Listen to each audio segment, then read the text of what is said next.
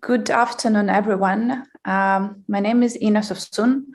I'm a member of parliament from Ukraine. I'm also a university professor, and it's a great privilege for me to be speaking to the audience today. This is a pre-recorded message. We are pre-recording it on Monday. And as of Monday, I am in Western Ukraine visiting my son, whom I have not been able to see a lot of since February 24th, when Russia started the war against my country.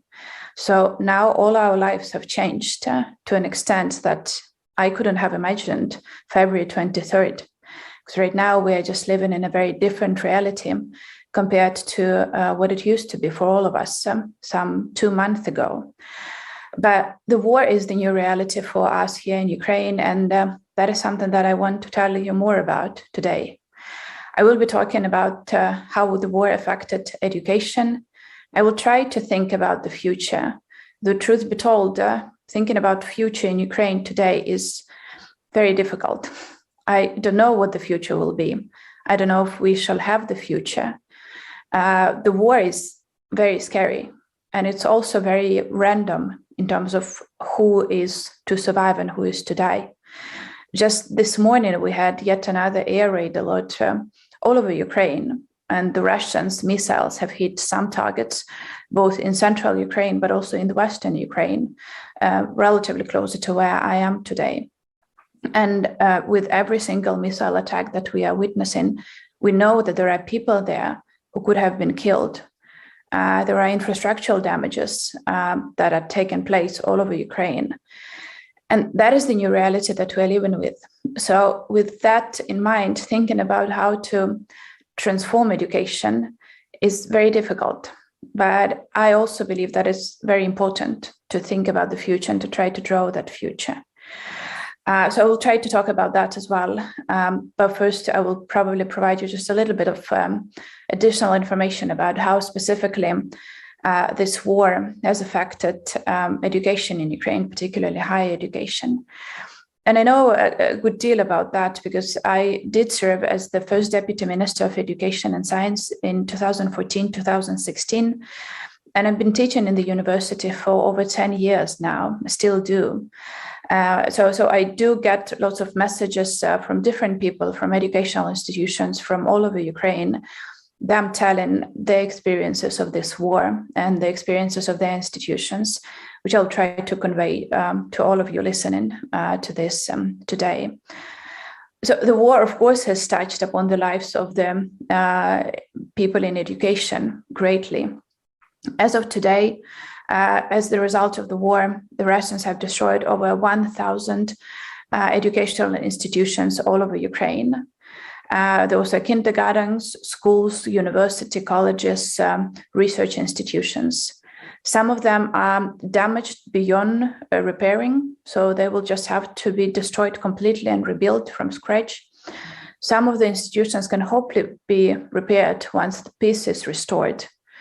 One of the greatest higher educational institutions in Ukraine, Kharkiv Karazin University, which is a well-esteemed institution, has been damaged both infrastructurally with the Russian missiles hitting the buildings of the institutions, but also in terms of educational process. They just cannot run education right now, of course, but then also in terms of people representing the institution who are now fighting at the war or trying to protect the city of Kharkiv from the war.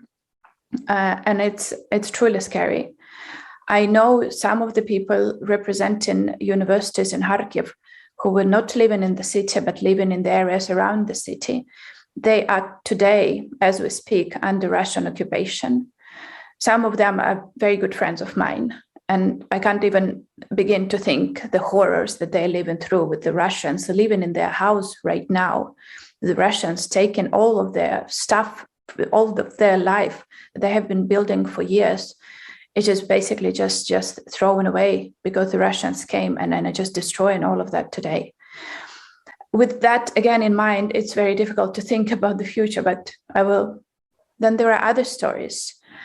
Also from Kharkiv, a young student, Yulia Zdanovska, who was a very good mathematician, a very promising one, winning competitions all over Europe, actually. She was volunteering in Kharkiv, helping people to get food and basic supplies. And she was killed one of the first weeks of the war. She was a very promising, bright mind in Ukraine. She's not anymore. I have some other friends who are representing education and research in Ukraine who are fighting in the army right now. A very good friend of mine, who is a bright physicist with a PhD in physics and one of the activists promoting education and research reform in Ukraine, Anton Senenko. He's been volunteering around Kiev since the beginning of the war. He was actually helping people evacuate from Bucha and Irpin to an extent possible, risking his life every day. I'm very proud to know him, and I very much hope that he would be able to get back to his business of promoting reform and doing research in physics. But he can't right now because it is what it is today in Ukraine. These are just some of the realities of the war and how they affect higher education, specifically here in Ukraine. And of course, with all those realities, with people's lives endangered, or with people killed, or with educational buildings destroyed, it's very difficult to try to even think about how the future for higher education in Ukraine or in the world can look like. But I believe that we have to think about that. I'm trying to force myself to think about that. Because after all this war is only making sense if at the end of this war, we shall have a better society, both in Ukraine, but also globally. And that is probably my most important message to all of you here.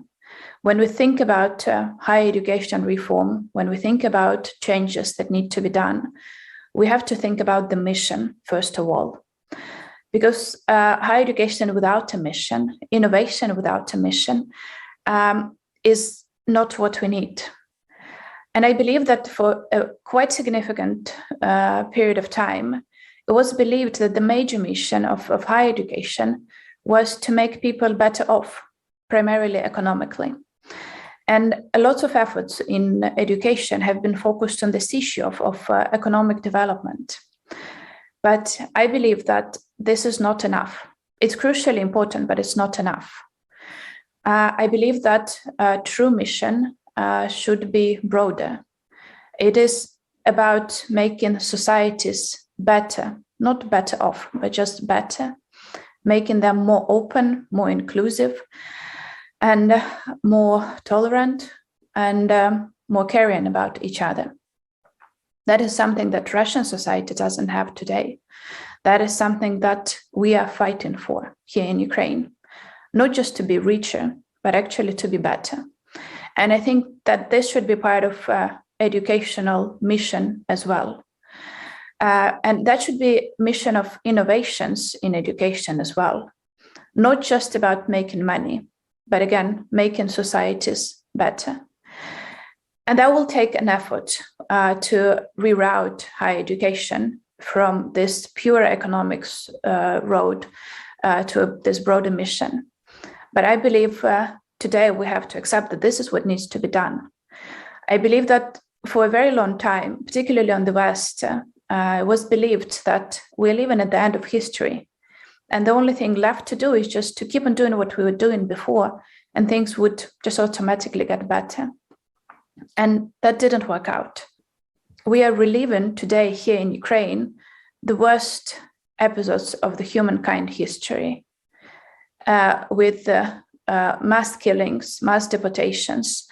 Everything that I believed in is being destroyed here in Ukraine with the Russian forces. And I believe that the world should just see that and react to that with transforming all the practices, including those in education. Sorry, now I need to pause. Sorry.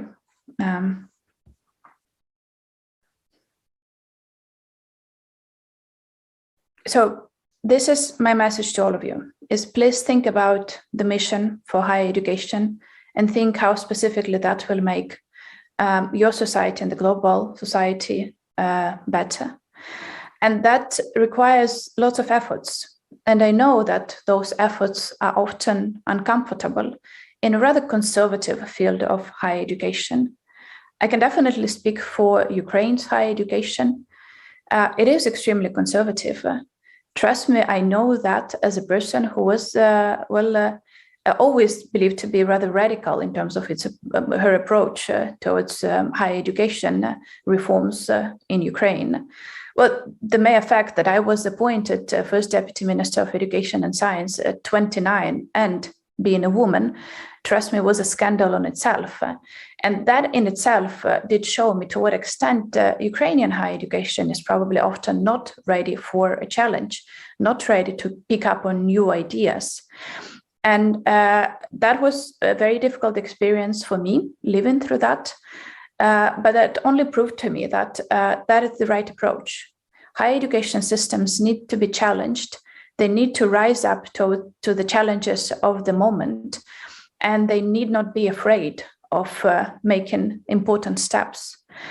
And I'm afraid that today in Ukraine, and I'm saying that with full honesty, higher education system was not always ready for that challenge.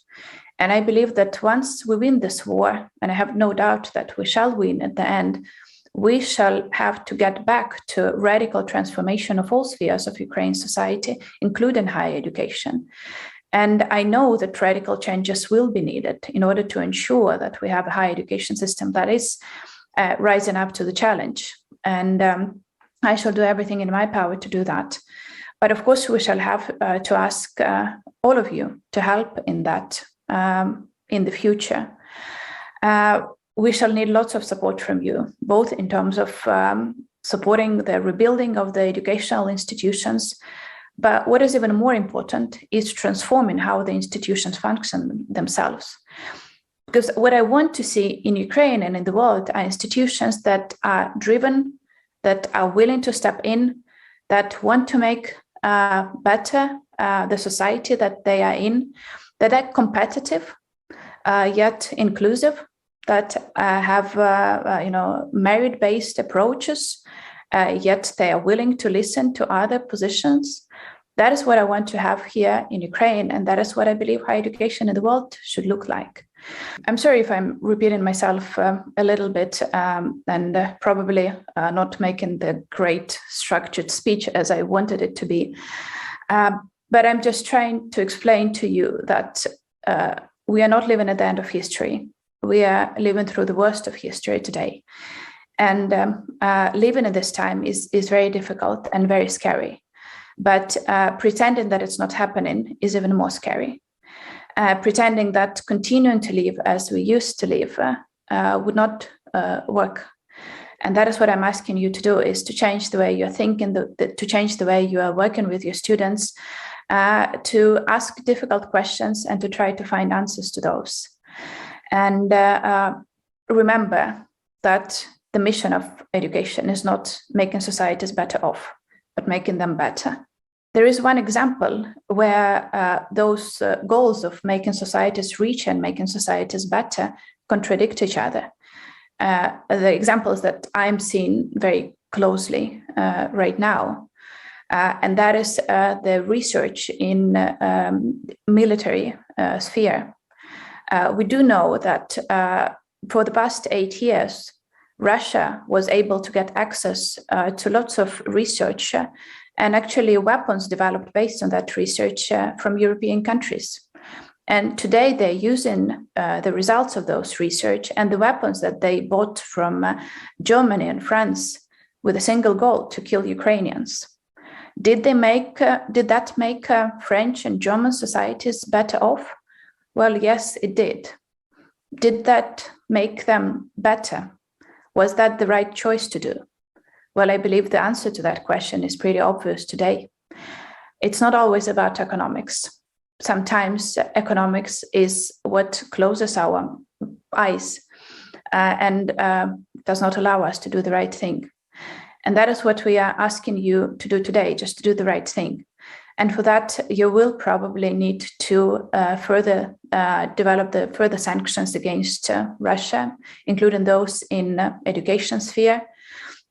You will have to make other difficult choices in terms of providing military support to Ukraine, which I'm very much asking you to do.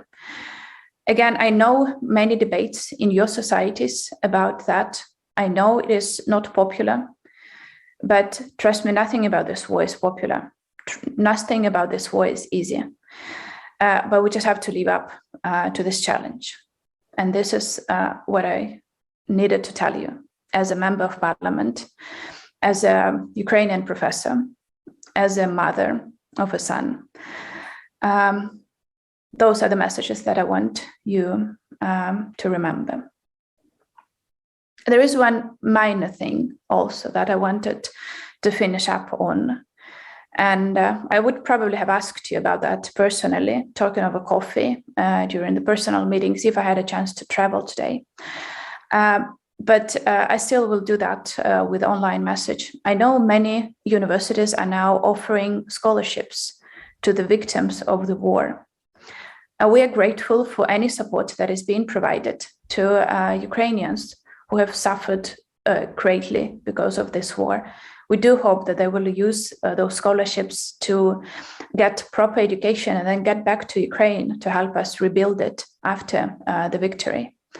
But I also learned that many universities, in defining the victims of this war, also add Russian students. And I'm here asking you not to do that. Comparing the level of suffering of Ukrainians and Russians today is wrong. There is no way that those two can be equalized, because by doing that, you are making the sufferings of the people who are living under missile attacks and sufferings of people who do not like that they have lost access to their Instagram, you're making those two equal. So I'm asking you not to do that. I know you're trying to be politically correct, but please remember the scary reality that over 80% of Russians support the war against Ukraine. And unfortunately, that does include the students. So once you are given scholarships to the victims of the war and include Russian students in that list, you're also adding people who are supporting this war against my country today. So I'm just asking you not to do that. Again, rather technical issue, but it's truly important to all of us. Trust me, we are feeling that greatly, and it's very sensitive to all of us here in Ukraine. So with that note, I will probably end my intervention here. Again, I'm sorry for a little bit messy, not that structured speech. I would have probably made it better were it not for air raid alerts all morning. But I hope that that was useful. And I would be happy to meet all of you in person once this is over and once I'm able to travel. So thanks for having me. And I hope all together we shall be able to build better education, better universities, and better societies. Thank you very much.